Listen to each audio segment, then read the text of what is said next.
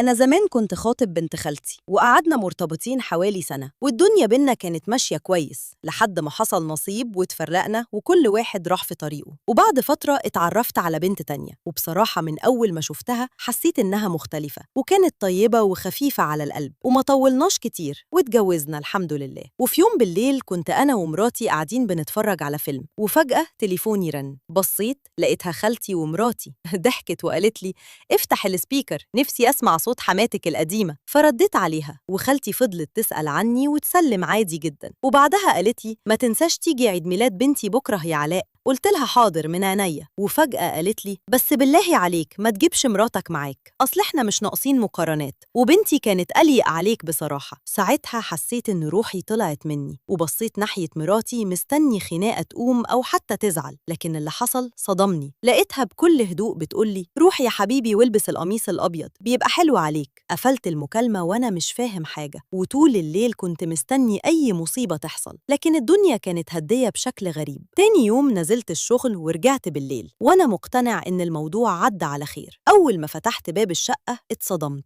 لقيت البيت كله متزين ببلالين وزينة وترابيزة كبيرة عليها تورتة مكتوب عليها اسم بنت خالتي. قلت لمراتي: إيه اللي انتي عملاه ده؟ قالت لي: قلتي نعمل لها عيد الميلاد هنا أحسن. قلت لها: انتي بتهزري صح؟ قالت: لأ خالص، وعلى فكرة أنا عزمت العيلة كلها. ولسه بخلص كلامي لقيت الباب بيخبط، وخالي داخل هو ومراته، وبعد عمتي، وبعدها أمي وأبويا أول ما شافني قال: تسلم يا ابني، وفرت علينا المشوار. وأنا واقف في نص الصالة حاسس إني رايح على إعدام مش عيد ميلاد. ما كانش قدامي غير إني أكلم خالتي وبنتها وأجيبهم عندي عشان اليوم يعدي وخلاص. وفعلا جم ودخلوا وهم مستغربين من اللي بيحصل، لكن مراتي استقبلتهم بمنتهى الذوق وقعدتهم، وكل حاجة كانت ماشية هدية بشكل يخوف. لحد ما جت لحظة الهدايا، مراتي قامت وجابت علبة كبيرة متغلفة بشياكة وقالت لبنت خالتي: دي هدية بسيطة مني ليكي. البنت فرحت جدا وبدأت تفتحها، وأنا وقتها حسيت إن قلبي هيقف. وأول ما فتحت العلبة صرخت صرخة خلت كل اللي في البيت قام من مكانه. طلعت العلبة فيها سحلية حقيقية بريميرة وبتتحرك. بنت خالتي كانت هتغمي عليها، والعيلة كلها اتلخبطت